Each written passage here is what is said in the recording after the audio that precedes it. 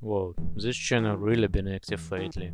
In this video I wanna clarify some things up because I noticed a lot of Minecraft editors have 3D shots in their videos with completely different sky and lighting setup compared to shots recorded in game. So the thing I'm gonna be making today is in HDRI.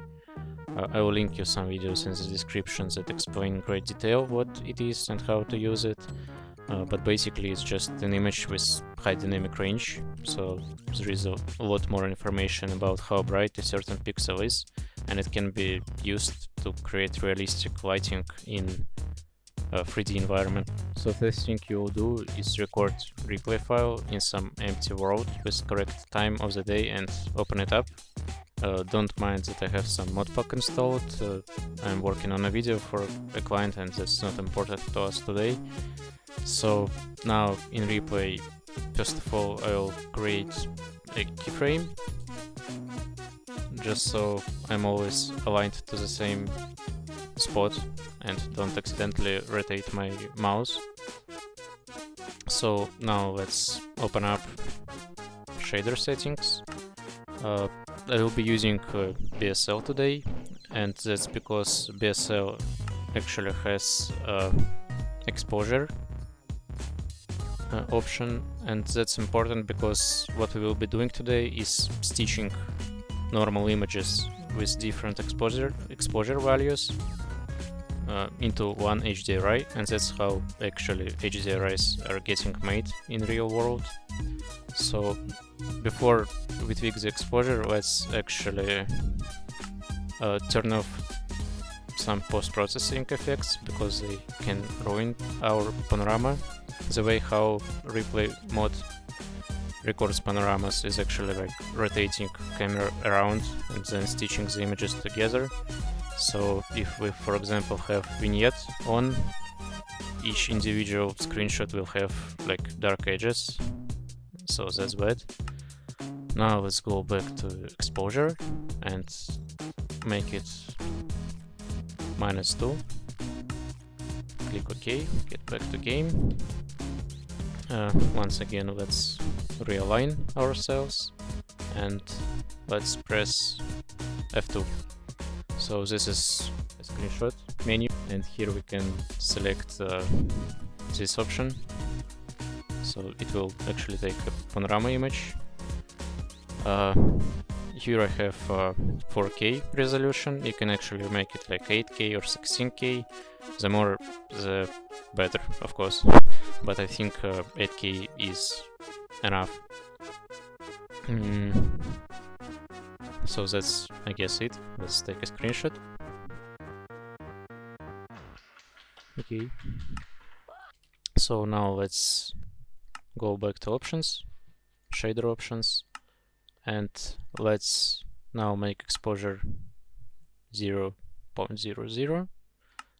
Let's get back to the game and take the next screenshot.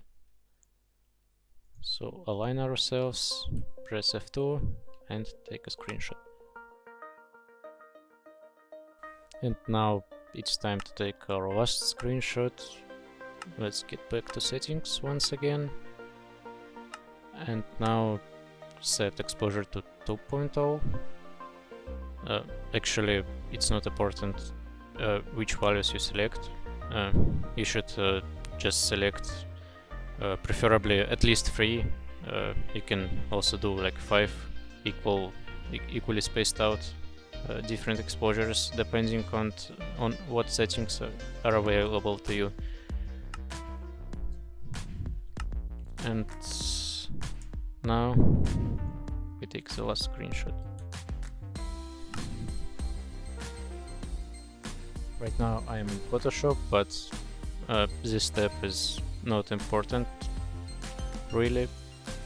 So right now I opened up Photoshop, but you don't have to use Photoshop. You can use free software like paint.net, because actually what we're gonna do is to just convert those PNG images to TIFF file format.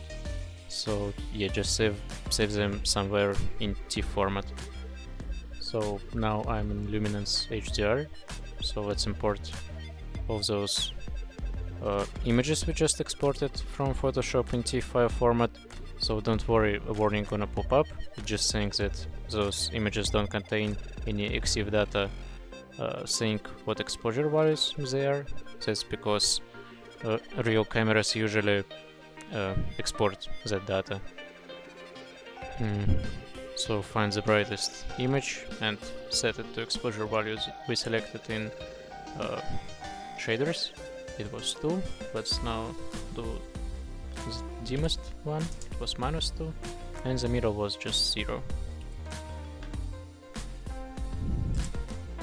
So click next, click finish, and you're ready to export. So it's gonna export in EXR file format. That's basically your HDRI. So here I am in Blender. So let's go and render view. As you can see, pretty boring. So let's open up World tab, and here we can click on this dot and select environment texture. So let's open up that EXIF that we just made, and magic gonna happen. As you can see, we now have realistic reflections and realistic lighting, just how it is in the game. What's more cool is that we can tweak exposure, and as you can see, we get all the details. So yeah, this was KK, and thanks for watching, and see you in the next video.